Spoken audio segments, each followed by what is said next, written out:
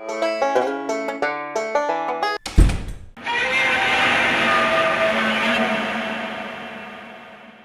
everybody, Yankee here. Today I want to continue a little series I started the other day where I talk about what I think is the best handgun and the worst handgun currently made by specific manufacturers. Now first we did Ruger, and today we're going to do one of my favorites, Smith & Wesson. We're not actually going to do Smith & Wesson. You can't do a handgun. You know, there's not a lot of big holes on it. Your penis would have to be pretty small. Let's just say that. But we're going to talk about Smith & Wesson and what I think is the best handgun they make and what I think is the worst handgun they make. Now, I know a lot of people right now, before we get started, are thinking, well, the best is going to be the Smith & Wesson 686 Plus or the 586 Plus. And yes, you're right. That is the best gun Smith & Wesson makes. In fact, I think it's one of the best guns made, period. So it's kind of a no-brainer that that would be the winner. But for the sake of being interesting, because, you know, my grandfather always told me you have two options in this world. You can be honest all the time and tell the exact truth, or you can be interesting. And we're going to choose to be interesting this time, and I'm going to take the 686, the 586, all those guns out of the running. They will not be eligible for best gun, so best gun is up in the air, and let's get started right now with what is Smith & Wesson's best handgun that they currently make. All right, now Smith & Wesson makes a lot of really good guns, so choosing the best gun will be hard once you take the 686 out of the running, because so many of the guns are very good. Now, I consider them mainly a revolver maker, and I think all their polymer guns and all that stuff is like an afterthought for Smith & Wesson, because to me, they're primarily revolvers. But I'm including everything in the mix here for what I think is the best gun. And it really is hard to decide. There's so many good options. And I'm not going to trash like the M&P. I think a lot of people are going to say, he's going to say the M&P is the worst gun. But actually, I'm going to say that I actually considered the M&P for the best gun.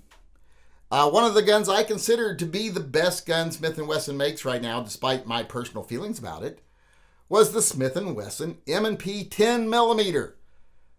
Because having a good 10mm carry gun like a Smith & Wesson M&P, that is awesome. And they do a good job with their M&Ps. I just personally don't like them myself. I prefer Glock. But I know a lot of people prefer them over Glock, and I will admit that I think they're probably a better gun than Glock. They're just not my preference. So I actually considered that one for the best gun Smith & Wesson makes. But in the end, I really couldn't give it to it because I thought, well, there's also things like the 329 PD.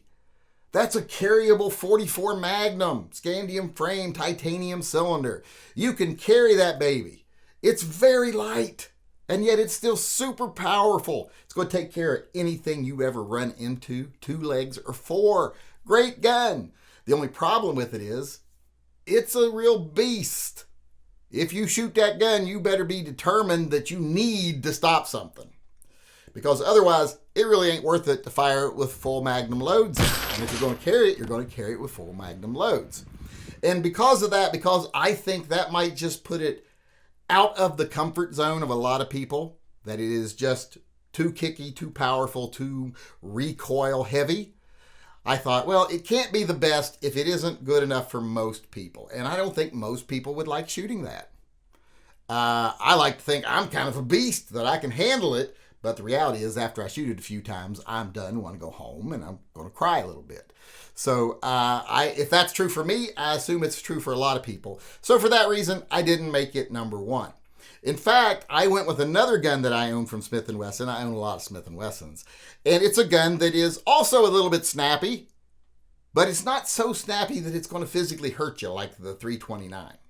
It's a gun that I carry all the time. Not every day, but I carry it quite often. If I have to go somewhere where I want my gun to be discreet, small, light, this is what I choose. This is one of the few guns that I think if you put it in a pocket holster and you're someone who doesn't mind stuff in your pockets, it's actually light enough and small enough to carry in a pocket. And it's definitely light enough and small enough to carry outside waistband and have it not be noticed, even outside your waistband. And it is the Smith & Wesson 360 PD. This is a little 5-shot 357 Magnum. It's got a scandium frame, titanium cylinder, all those things. And it is just a marvel of modern engineering. Now, you're not going to want to practice with it with 357 Magnum. It'll snap your wrists after a while. So you're going to practice with 38 Special, lightly loaded 38 Special, probably at that. But when you're carrying it for self-defense, you're going to want to carry it with capable 357 Magnum rounds. And it is going to be a slight bit abusive, but it's not going to be devastating like the 329. It'll be a little snappy. It'll sting a little. However, if you're under duress, you might not even notice it. Whereas I think you'd notice that 329 no matter what. It'd be hard to ignore. So I think the Smith & Wesson 360 PD, Smith & Wesson 360 PD, my tongue got tied a little there, is the best gun Smith & Wesson makes when you take the other guns out of the equation, simply because it's such a modern marvel. It's such a greatly engineered gun, so superbly engineered, so lightweight, so reliable, so capable when you consider it's 5 rounds of 357 Magnum.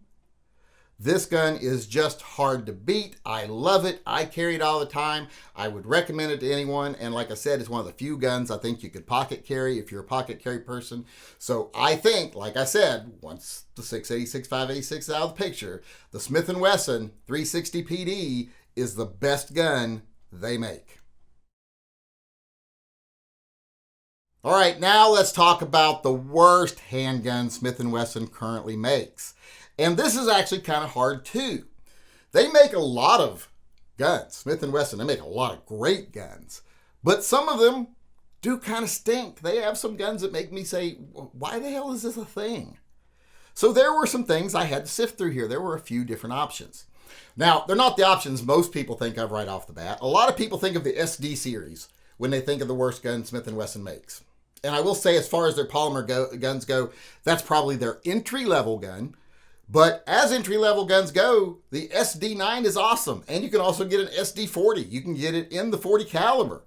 At a low price, an entry-level gun that is still reliable, functions well. It does anything a Glock will do, just as good as a Glock does it. Doesn't have as much aftermarket support, but functionally, you wouldn't really know the difference between the two as far as what they can do. So it is an awesome gun. Doesn't deserve to be on this list, or deserve either, to be on this list. Also, even though I don't like the shield, I know a lot of you are going to say he's going to say the shield because he hates the shield. I do hate the shields. Don't like them. Don't think they're bad guns. Don't get all upset. Get your panties in a knot. Send me a lot of hate mail. But I just don't personally like them. I don't like guns that size. They're polymer, and I don't care for that type of platform. I don't like striker fired, so they're just not for me. But still, they're a good gun, so I can't put them on the list of the worst guns Smith & Wesson makes. No, the things I think of when I think of bad guns from Smith & Wesson, they're just the guns that are just very impractical. One of the ones that comes to mind is like the 460 XVRs or something like that. You know, they're as big as a rifle. They're a handgun, but they're as big as a rifle. They got them in like 9-inch barrels, 14-inch barrels. And at some point, you just say, well, just get you a 45-70 lever action gun. You'll be better off. But I know there are some times when you have to hunt with a pistol, and this would be good for that. So it does have a use. So even though I think it's kind of ridiculous, I'm not going to say it's the worst gun. So when I come to think of it, there's lots of guns that Smith & Wesson makes I don't like, but are they really bad? Well, yeah, there's some. One of which is their 5.7 model, their 5.7x28 model gun. It's garbage. It's just absolute poorly made garbage. At least the ones I've seen. Now, if the ones that were later production are better, fine. But I don't like them. I didn't like the way it was made. I thought it was an afterthought. It was just something they rushed to market. Didn't care for it. But still, I think there's one gun worse. And it is the worst gun Smith & Wesson makes. And it is the CSX. If you're not familiar with the CSX, it is a little monstrosity that can't really even decide what kind of gun it is, I think. It kind of wants to be a little polymer gun. It kind of wants to be a 1911. I don't know what it wants to be, but what it is garbage. No amount of apologizing from Smith & Wesson would make me understand why they made this gun or forgive them for making it. I assume that the entire company was coming off of like a 4-day bender when they approved the production of this gun because it's just bad in every way. The ergonomics are bad. It looks bad. I don't care. I know looks are subjective, but looking at this gun, it's just an ugly gun. If you like it, you got weird taste. I don't like the manual of arms on the gun. It just doesn't seem right for what it is. And that trigger is the worst trigger I have felt on a gun in a long time. It's like they cobbled this thing together from spare parts and just threw it out on the market, and it's an absolute piece of trash. And this is what I'm not going to make excuses for. If you bought this gun, you bought it just because you like weird guns. Or you just like Smith & Wesson and you want to have one of everything. Or you just want to give it a try because it was different. And I hope you were smart enough to recognize that this gun is garbage. And then toss it in the safe, never to be seen again much, or get rid of it. Because sell it, whatever. Because it is awful. And it is what I think is the worst gun that Smith & Wesson makes. It's the CSX.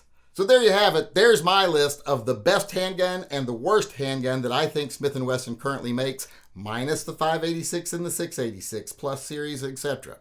So what do you think? Do you agree with me? Do you disagree with me? Let me know in the comment section below, or come to our live chat and let's have a conversation about it.